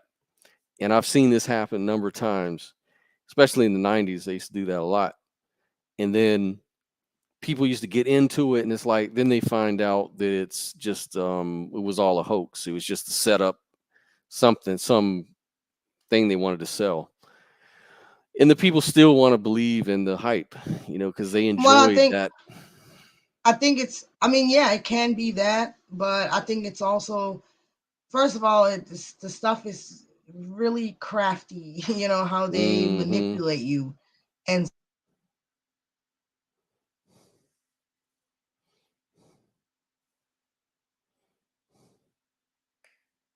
Uh-oh, frozen.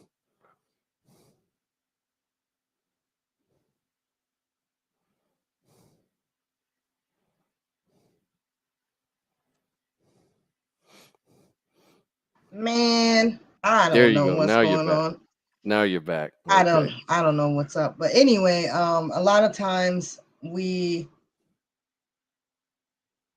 it's hard to admit that you didn't know the truth. You know what I'm saying? That's really what it comes down to. Mm, Because you mm. didn't ran around for 10 years, 20 years, 15 years, and you didn't The said ego. this, sang the same song, and now you got to admit that you didn't even know what you was talking about. And I think that's where a lot of it, people just rather stick with what they believe, because it's just too hard to admit that, okay, this may not have been true.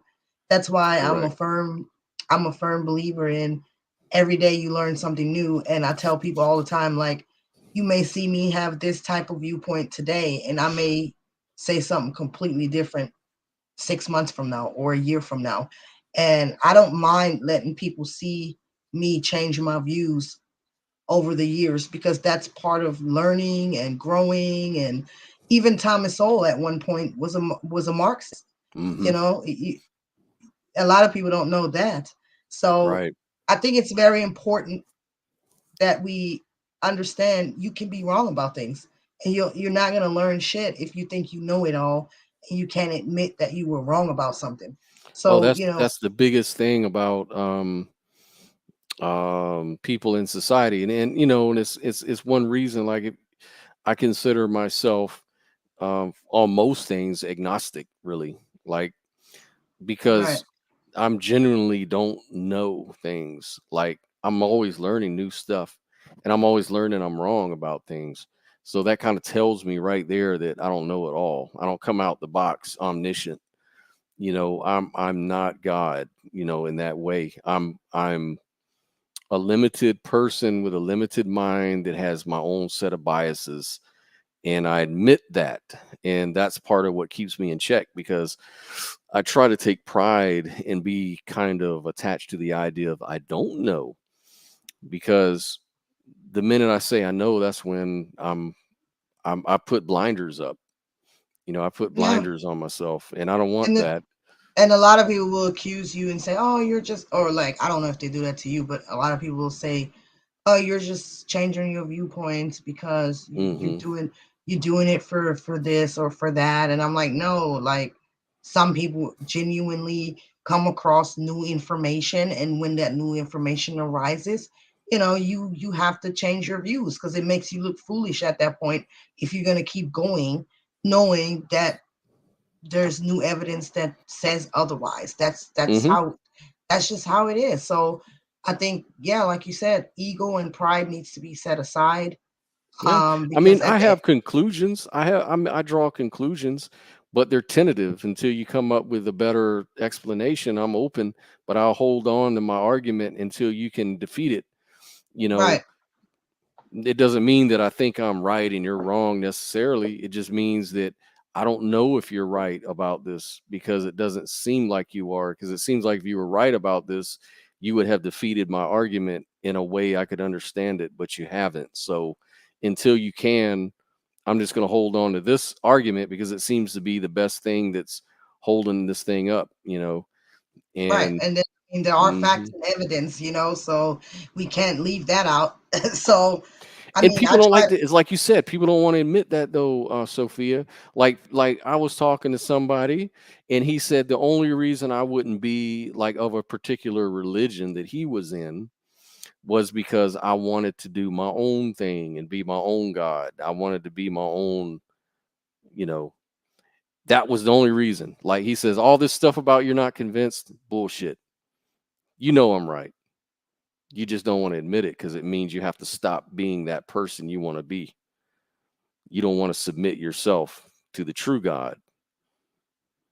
And it's like, dude, everybody says that. Everybody of different religions say that.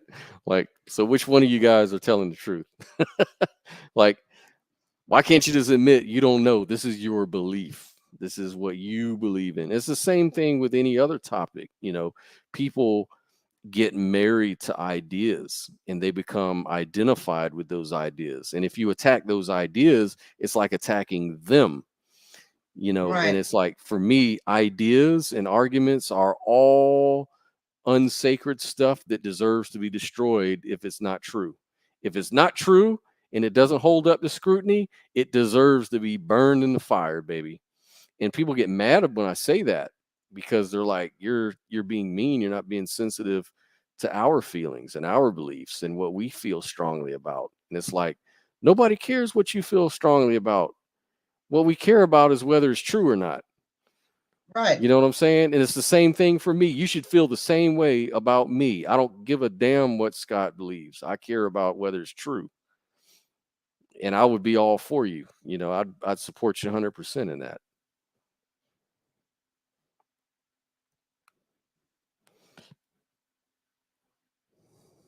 sorry. Can you hear me? Yeah, I can hear you now. Okay, I was Yeah, I going know in there's and a out lag. again. Hmm. Yeah. So I Yeah. agree. At the end of the day, we have to go by facts and evidence, and I just ideologies can easily turn into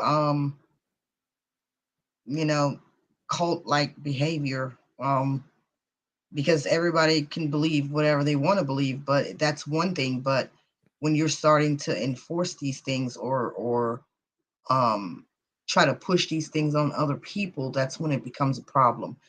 Hmm. So that's Hmm. just where I'm at with it. And I think conservatism is, Hmm. I wouldn't say something in the middle, but it can be, but more something that's, the rational one out of the bunch. Let's say that. Yeah, yeah, of course. You know, That it's like like kind of like the on the being mhm, on the outside looking in and seeing, okay, objective.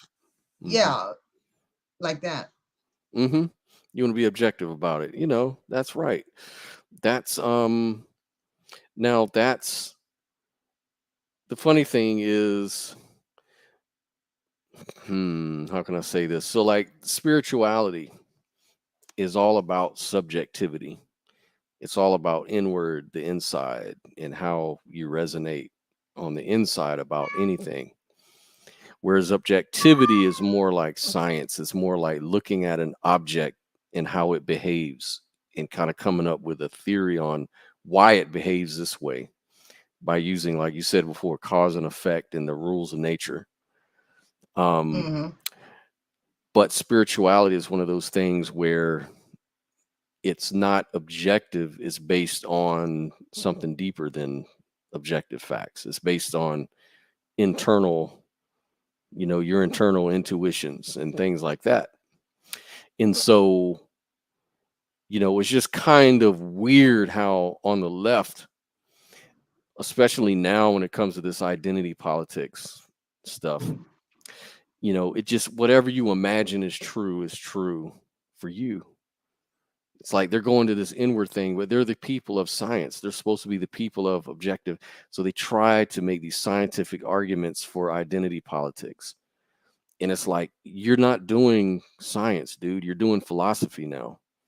Like you've jumped from politics and facts and science into, philosophy and really spirituality. This is how you feel deep inside based on your intuitions. This is what's sacred to you, is how I identify myself, you know, and Well, you have to honor that and treat it sacred. It's my sacred right. Just like you as a male want to call yourself a man, that's sacred to you.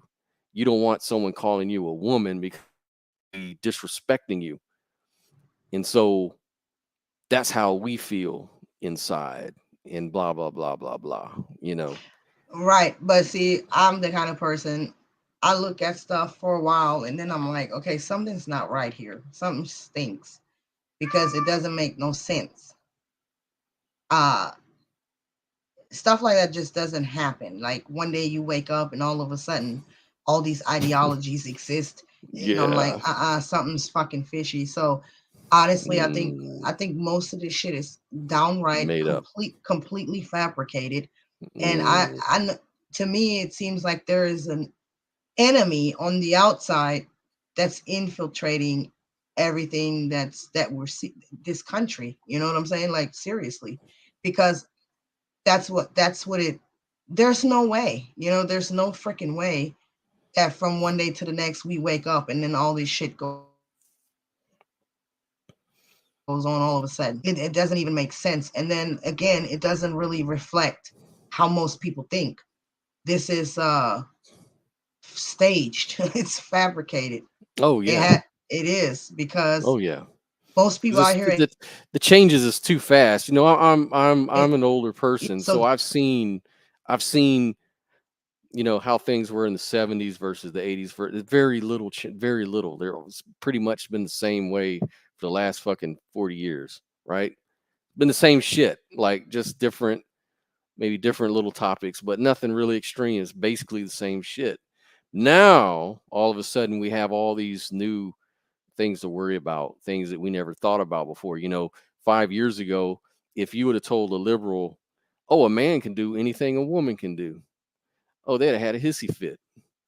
They'd had you burned at the stake for that shit. You can't say that shit. How dare you? That's a spit on the face of every woman who's ever fought for her rights to be a woman. Who are you to do that? Nowadays, oh yeah, a man can do anything a woman can do. In fact, a man is a woman. So it's like totally flipped.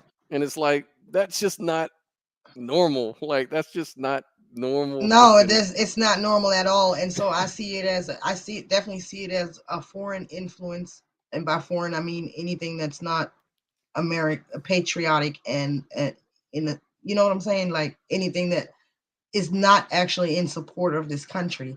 It's a foreign entity that is influencing this. So And I have to say this because I was called to the carpet about some memes I put up.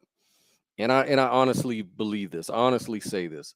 I do not hate trans people or gay people. I don't have a problem with them at that's all. my Like, thing. I don't even want to. I don't even want to have to say that I anymore. And hate that. I know. I'm not You even know it. going to, because Yep. there's Yep. trans people that I personally know who understand exactly what I'm saying and what's going on. So, I'm not gonna be appealing to these people's emotions no more. Like, I don't have to Mm, explain that. If that's how you want to take it, that I'm against all trans people and all that kind of shit, take it and run with it. Because I don't care. I really because don't. what can you do? You can I'm not never gonna tell them be otherwise.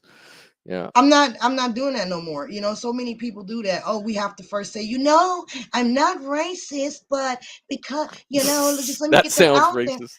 Oh, it's like, I don't hate trans people, I'm but not transphobic, I'm not but I'm not about to do that shit, man. We all adults here, man. We gonna call out the shit that's ridiculous. And if you wanna, it's to whoever the shoe fits, wherever the shoe fits. How about that? And there's certain fallacies that play with that, and one of the logical fallacies is the guilt by association fallacy. Right. They Huge want to with try that. to make you feel guilty. I ain't fucking feeding into that shit. Well, you're just using the same arguments that racists have used for 50, Yeah, 60 years. whatever. So that means that you must also be racist and homophobic and all Yeah, that. It's whatever. like that's a fallacy. That's you can't draw that. Whatever. They're not connected. Like whatever, man. They're like that's just broken logic. But they don't, they use logic when they want to. People do generally, but I guess it's just the best thing you can do is not even pay that shit any mind and give those type of people mhm, no attention whatsoever. I'm gonna say what I want to say. If you don't like it, don't watch the channel. How about that? mhm. Like, I'm not gonna keep letting these people guilt trip me in things that I know are just common sense. This is just common sense. Period. Yeah. And one other thing was that people wonder why would I say things like to bring that up as if it's a problem because there is no government out here trying to regulate your speech.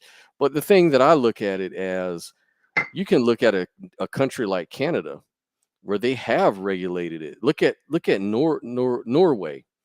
They'll put you in jail. Somebody went to jail for using improper pronoun against somebody by accident. Put her in The jail, thing is, put him in jail. that's what they want to happen. We may not have it yet, but that's Mhm. what that's where it's going. So Right. it's not. You want to keep that in check, That's where it's keep that. going. Let's keep it real. That's where, like you said, there are people paying fines. There are people being sued. There are people going to jail in Canada, and it's even being pulled here in the United States. I just seen a video not too long ago.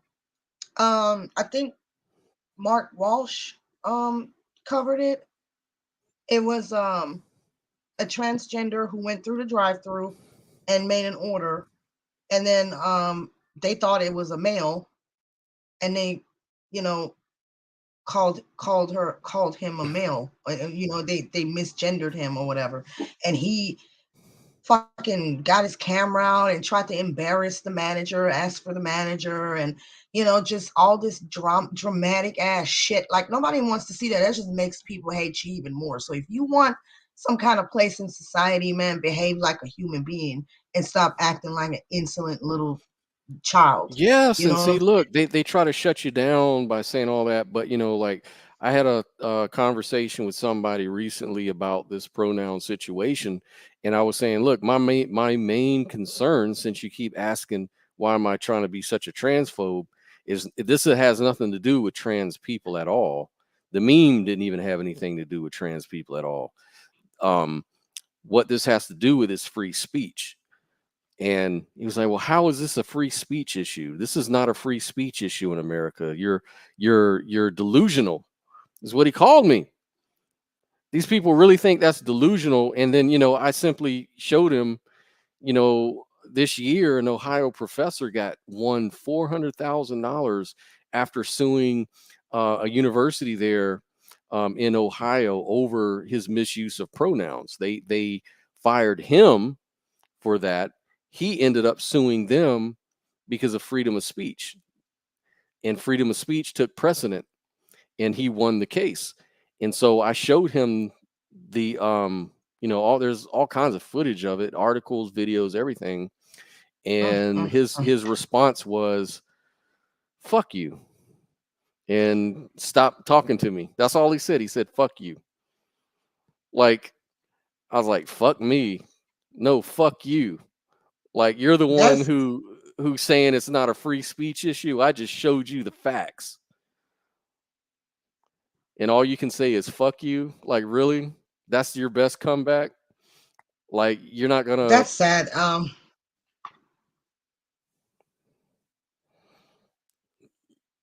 I'm glitching, I guess. Hello? No, you're good. Hello. We You can can hear hear you. me? You're good. Yeah. I couldn't hear you though. That's I don't know. Yes. But yeah, I agree. It's ridiculous. They don't give a damn if they destroy your livelihood. This Mm-mm. whole liberal shit, far left shit. I ain't even gonna say liberal because they're really not even liberal. This is just insanity. It's gotten to a point where it could only make things worse. Destroying people's livelihood by getting them fired and everything else just because somebody rightfully thought that you're a male. Like, you oh my god, let me shut up because it's like just because you put on some lipstick or whatever, that doesn't mean you look like a woman. And that's the thing. That's the thing. It's dysphoria, and that's what you think. You know. So Yeah. just because you think, even I know, even just as a person, I understand that not everybody's gonna see things from my worldview. You know, and it's Mm-hmm. not meant to be that way. That's insane because people grow up all kinds of different ways. People's have all types of different experiences. For you to sit there and demand that everybody sees things from your tiny little point of view in your own fucking mind, I mean, that's sick. That's fucking sick. And When I play it out as a real life scenario, like, this is as far as I could imagine it would be a problem. If I was working with a person who was a transsexual woman, like, he went from being a man to now a woman. To me, he mhm. looks like a man, right? And but this person says, "Look, my name is Linda, and blah blah blah. This is what how I want to be addressed." I'll be like, "Okay, Linda, I don't have a problem with that. Like, whatever. Like, I don't give a shit. Like, for real. I'm not. Like, I'm not going I'm to do not that. gonna. I'm not going to do that. I'm going to I just mean, it. avoid. But see, this is I'm going and to. I'm going to this is my avoid your point, name. Sophia. I'm If going to if avoid I your didn't, name. but Sophia, this is my point. If I didn't want to say Linda, that's my right. I have a right not to, or to, if your legal name is Linda, fine. If you want to be called a woman, that's up to me, right? That's up to me. um it's not for the law to come in and say, if you don't call her a woman in your language, we're going to fire you, or we're going to put you in jail, or we're going to fine you, or that's bullshit. You know what I'm saying? Regardless of whether, I'm not even talking about the biology and any of the science, whether she is or isn't whatever she is. Right, it's freedom of speech, and you can't control people's speech. Period. Right. That's tyranny. That's tyranny. Because there's going to be a lot Exactly. of things a lot of people say about me that I don't like. There's going to be a lot of people who don't like me. You can't control how another person feels about you. It's just ridiculous. I Yes. mean, no, that's not being an adult. That's being a whiny ass little baby, and get the fuck over it. Because Exactly. nobody's going to cater to you. That's not the real world. It just isn't.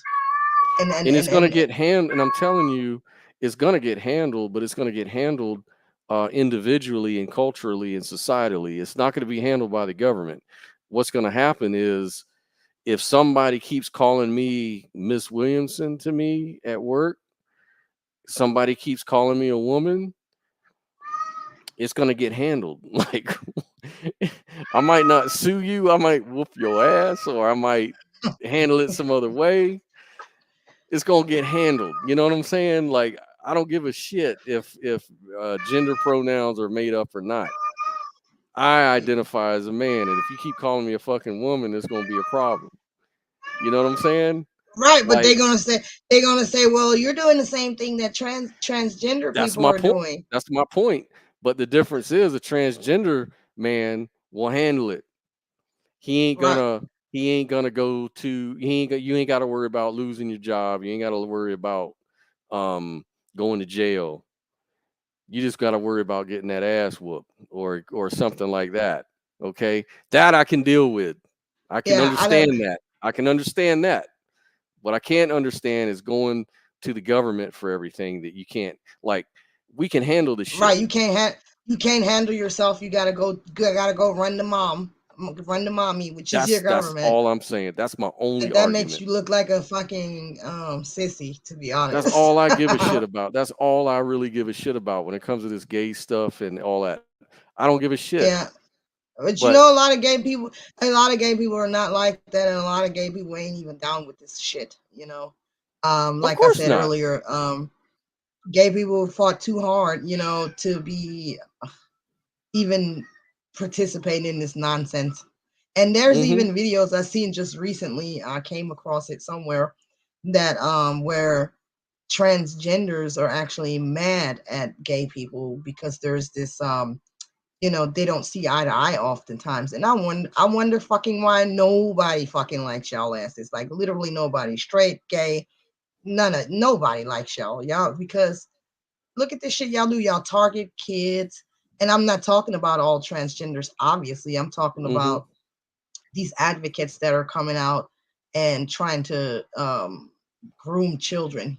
Everything they do is made in such a way to where it appeals to little kids, like not just youngsters, but little kids. Like they talk all cartoonish and over Mm-hmm. exaggerate. Like it's almost like you're watching Blues Clues or some shit, but they're talking about sexuality.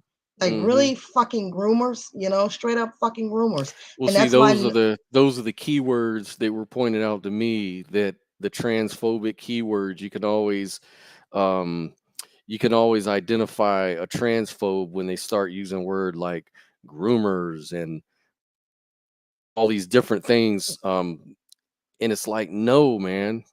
It's like you're but that's again, grooming. If you go by the that's what definition of grooming what grooming is. is, that's what it is. Everything is not political, man. Like get the fuck out of here. Exactly. Sometimes a cigar is just a cigar. Right. You You know, you you're an it's not. extremist terrorist because you smoke cigars. Praise science. Thanks science Yeah. for that. My thing is you can identify as whatever you want to identify as, but don't expect me to see the same damn thing. Like, cause That's what it is. I'm not psyching my mind out like that, man. You got me messed up. And this is the No, hell problem. no. This is the problem with the evangelical Christian types and also the extreme Islamic people.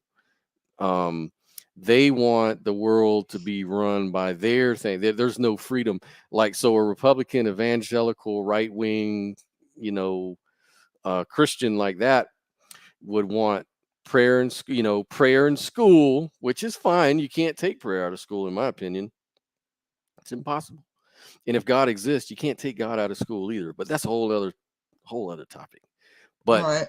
they will say that we got to keep prayer in school and keep God in school. But which prayers and to which God? Like, do just as you should have the freedom to pray in school, so should a Muslim or even a spiritual person, even a pantheist or someone who prays to different things and different gods. You know, why are they not allowed to have rights in public school?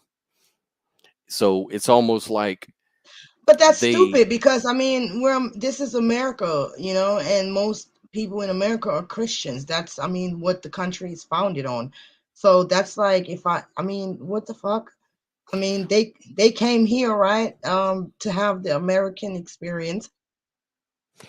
Well, I would say if the and they're allowed principal, in private. But it's one thing doing this in private, but then when you're trying to bring it into institution, you're trying to change the culture of our country. And why? I mean, why?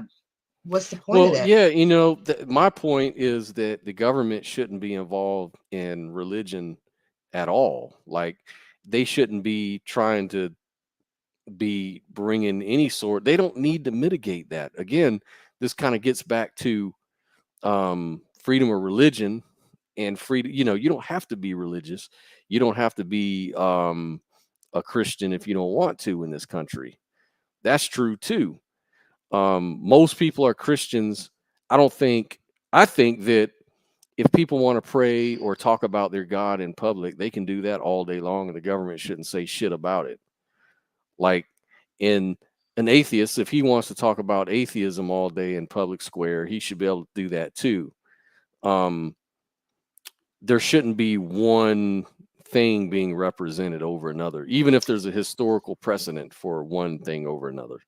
Well, what I thought was really cool was when I grew up in Germany, and it's still a capitalist country, but Mm-hmm.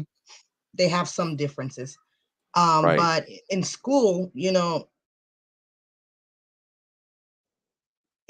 weren't express yourself politically or religiously. So back in the Mm-hmm. day, we had skinheads, and we had right wing skinheads, and we had left wing skinheads. Of course, during the time I was a teenager and I was left wing, and the left wingers, they would wear boots with the red shoestring on the left side, and then the right wingers would wear the white shoestring on the right side.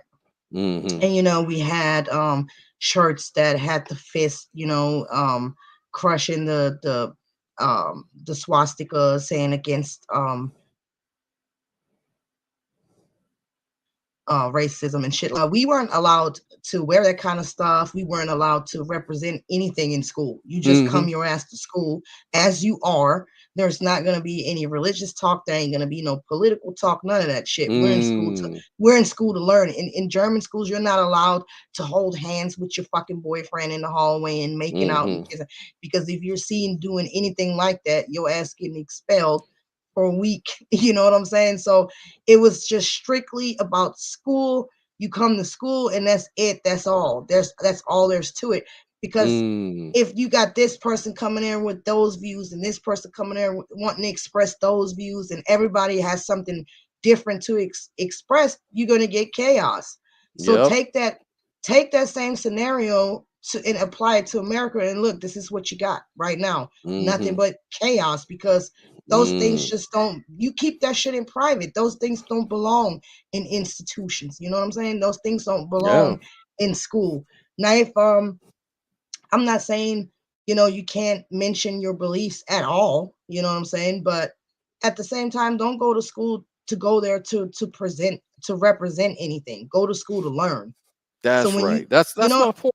That's my whole point, is that people, that's how the controversy gets going, because people can make all kinds of arguments for why, well, if they can pray to their God in school, why can't I pray to my God in school? And then other people can say, well, I'm offended by you praying to God in school because I don't believe in God. So I don't want to see that shit when Well, I'm at you can go to school. private school or something, or homeschool, because at the end of the day, our institutions are American institutions. And if you're foreign and you come over here with Muslim beliefs or whatever you come in here with, then you are allowed to practice that at home. You ain't got to bring that to Hmm. school.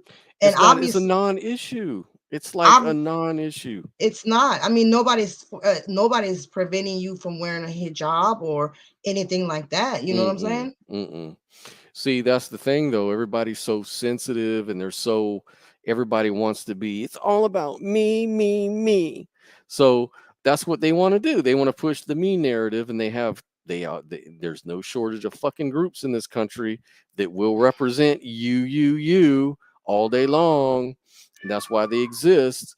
But how much more productive would school be if religion, politics, all that shit was just left out of it, and we could just focus on biology, chemistry, science, history, Hmm. English, It would you be know great. It would be just like how my schooling was in Germany. So exactly. I gotta keep referring back to that, because it was the bomb. We went to school to learn, and I loved school. We did so Mhm. much stuff in school that if it wasn't from my schooling, I wouldn't even be the person that I am. So I appreciate my upbringing when it came to the schooling in Germany, because it was just like that. Nobody cared about your color, your beliefs, or anything like that. We were just all people, and we just learned, and we did a lot of stuff, and it shaped me and molded me into a good person, I want to say. So everybody thinks they're Sophia, good, can you but bring that cat on camera? It sounds like he's got a lot he wants to share with the he audience. wants to go out, so I'm about to get off of here. Yeah. He wants to go out because he's in heat. Oh, poor man. Yeah, so I gotta let him out here in a minute, or he's not gonna stop until he gets some beat boots. Get some booty. He ain't gonna stop till he get that tail. That's right. He's trying to get him some tail tonight. All Yeah. right. Well, I'll let him go get some tail. I, on the other hand, What you gonna do? I don't know. I ain't gonna be getting no tail, that's for sure. Me neither. I'm just an old lady. I'm just an old man. I'm just gonna drink me. Look, I'm just gonna drink me a spot of tea and watch some TV. just So just the just the dab. yeah, just a Yeah. spot. There you So go. yeah. Hell But yeah. Well, it's yeah, been a good, cool show. Enjoyed the videos and chopping it up with you as usual. yes, Too bad we didn't have nobody want to call, but that's all good. We'll get it going next week and see what we get. But yeah. you guys have a great night. You have a great night, lovely Sophia. You too, Mr. Scott. I sure will try. And we're working on for anybody who is watching, we're working on the quality of the videos. Just bear with us. Yeah. Um, we're gonna have a new camera in the house, and we're gonna try to make it look better and stuff. So yeah. Mm-hmm. Heck Um. yeah. Anyway, so you enjoy your night, the rest of your I night. will. I will try. You guys have a good one. And tune in next week. Like and subscribe to the channel, please. If you like the content, we're going to step it up and we're going to have more people on. So stay tuned. All right. Peace All out. right. Peace.